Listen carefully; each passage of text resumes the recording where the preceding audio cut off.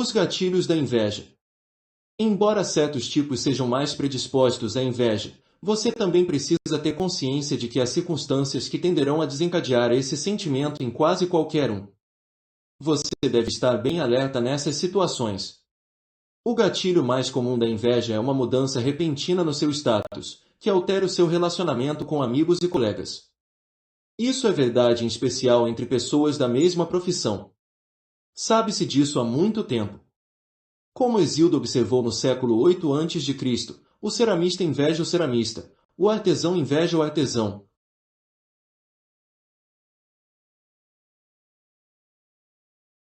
Inveja o escritor.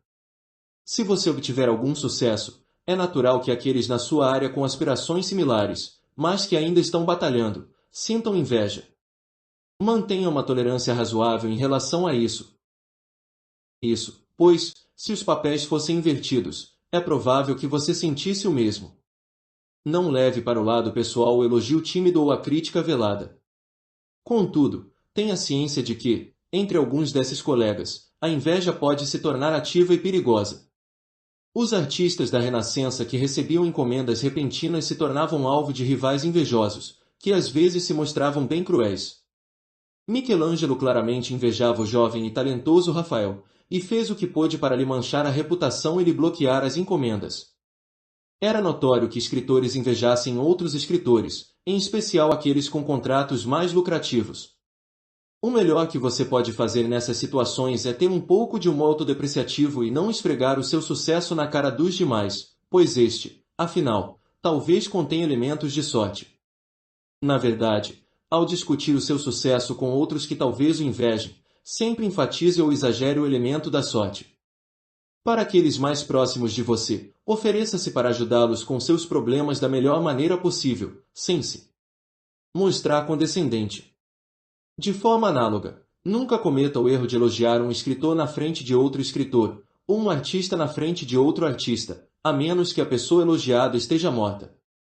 Se detectar sinais de uma inveja mais ativa em seus colegas, afaste-se deles o quanto conseguir. Tenha em mente que os indivíduos que estiverem envelhecendo, com as carreiras em declínio, têm egos delicados e grande propensão a sentir inveja. Às vezes são os dons e talentos naturais do ser humano que incitam as formas mais intensas de inveja. Podemos nos esforçar para nos tornarmos proficientes num campo, mas não temos como reformular a nossa fisiologia. Algumas pessoas nascem com aparência melhor, com dotes atléticos básicos, uma imaginação excepcionalmente vívida, ou uma natureza franca e generosa. Se aqueles com dons naturais também possuírem uma boa ética de trabalho e tiverem um pouco de sorte na vida, a inveja os seguirá por onde forem. Indivíduos assim também tendem a ser bastante ingênuos, o que muitas vezes piora a situação. Eles mesmos não sentem inveja de outros, de forma que não entendem nada dessa emoção. Inconscientes dos perigos, demonstram com naturalidade os seus talentos e atraem ainda mais a inveja. Mary Shelley era tudo isso dotada de uma imaginação brilhante e de capacidades intelectuais superiores, mas também muito ingênua. O que é pior, os tipos invejosos, no fundo, abominam quem é imune ao sentimento da inveja. Isso torna a natureza invejosa deles duplamente aparente para si mesmos, e desperta o desejo de magoar e ferir. Se você tem dons naturais que o elevam acima dos outros, precisar ter consciência dos perigos e evitar se gabar desses talentos. Em vez disso, revele de modo estratégico algumas falhas para amainar a inveja das pessoas e mascarar a sua superioridade natural.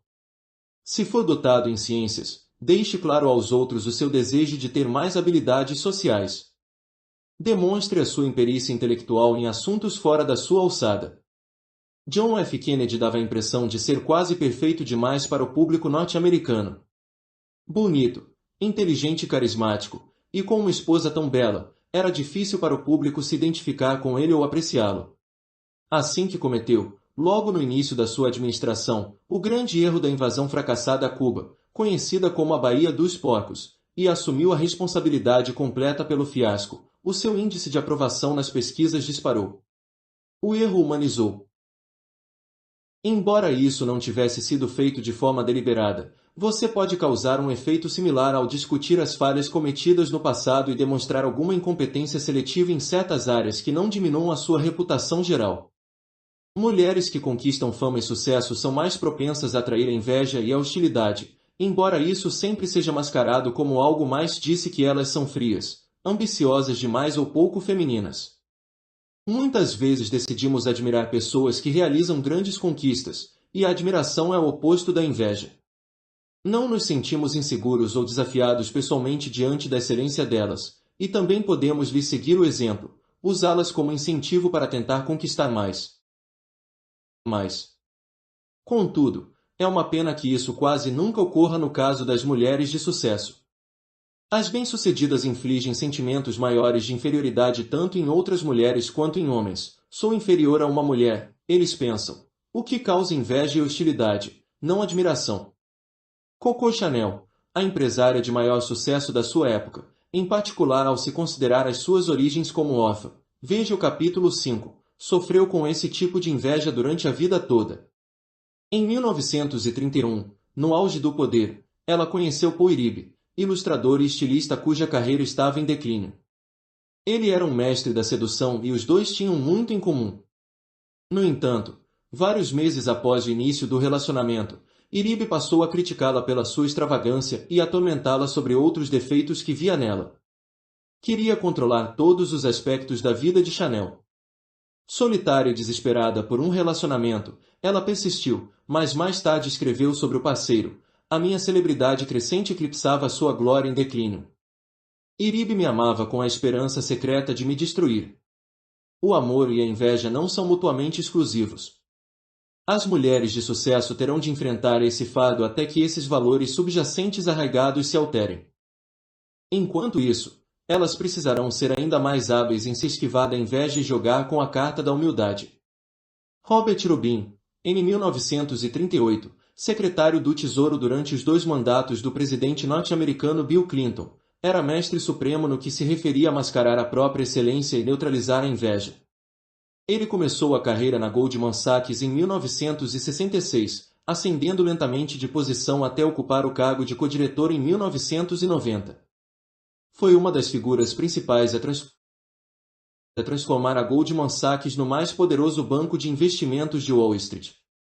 Era um trabalhador dedicado e brilhante quanto a finanças, mas, ao se tornar mais poderoso dentro da empresa, também se fez mais obsequioso em todas as suas interações.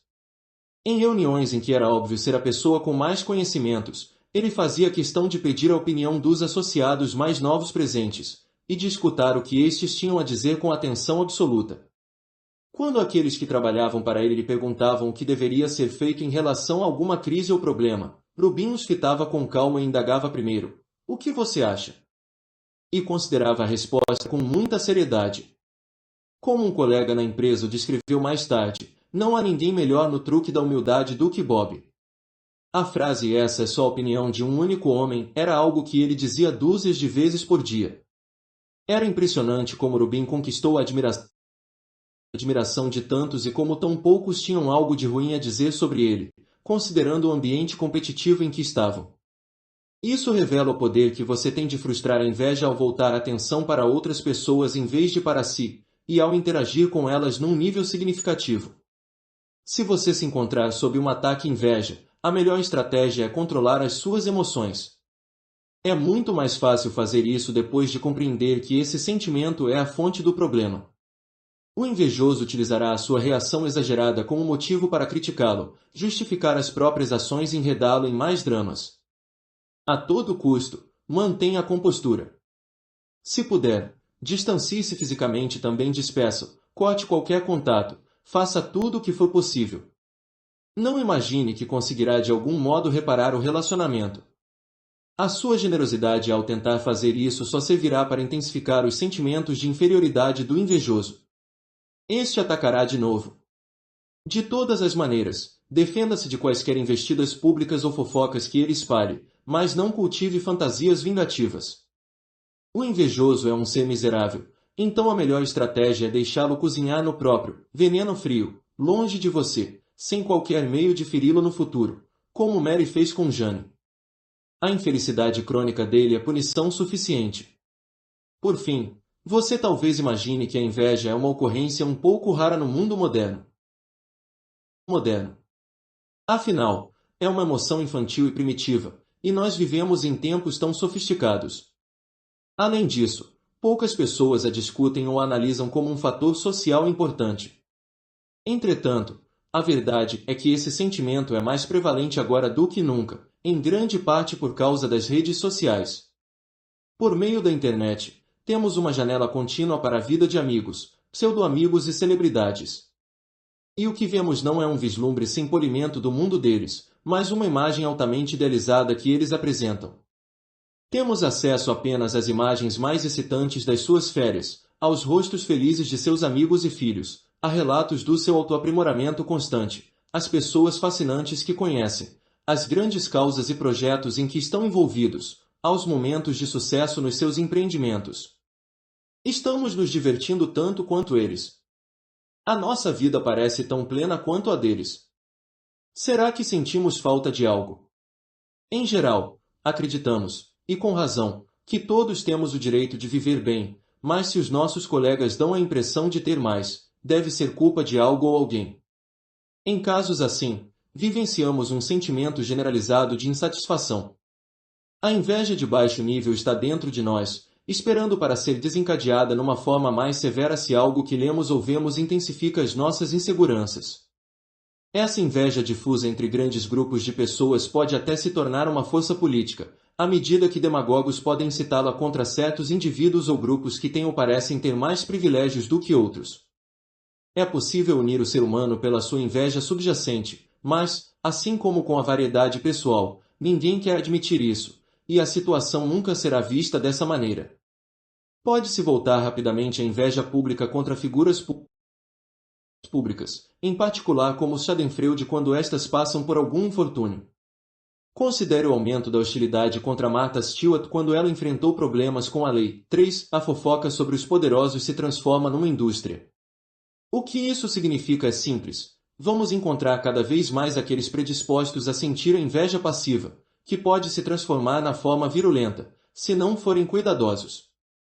Precisamos estar preparados para sentir os seus efeitos partindo de amigos, colegas e também do público, caso estejamos expostos à opinião deste. Nesse ambiente social superaquecido, aprender a reconhecer os sinais e ser capaz de identificar os tipos invejosos é uma habilidade absolutamente crucial a ser desenvolvida. E, já que somos hoje em dia ainda mais suscetíveis a sentirmos nós mesmos a inveja, temos de gerenciar essa emoção dentro de nós, transformando em algo positivo e produtivo. Além da inveja. Como acontece com a maioria dos seres humanos, o leitor tenderá a negar que já sentiu inveja, pelo menos com intensidade suficiente para lhe motivar as ações. A verdade é que você não está sendo honesto consigo mesmo. Como foi descrito anteriormente, temos consciência apenas da indignação ou do ressentimento que acobertam as pontadas iniciais da inveja. Supere a resistência natural, anote a emoção quando está a começar a se agitar dentro de você. Todos nós nos comparamos com os outros e nos perturbamos com aqueles que são superiores em determinada área que estimamos. Reagimos a isso sentindo deles alguma forma de inveja, atitude programada na nossa natureza. Estudos demonstram que os macacos sentem inveja. Comece com um experimento simples. Da próxima vez que ouvir ou ler sobre o sucesso repentino de alguém no seu campo, note o sentimento inevitável de querer o mesmo, apontada, e a hostilidade subsequente, ainda que vaga, em direção à pessoa que você inveja. Acontece de forma rápida e é fácil deixar de perceber a transição, mas tente flagrá-la. É natural passar por essa sequência emocional, e não deveria haver nenhuma culpa envolvida nisso. Observar-se e notar mais desses exemplos só vai ajudá-lo no lento processo de ir além da inveja.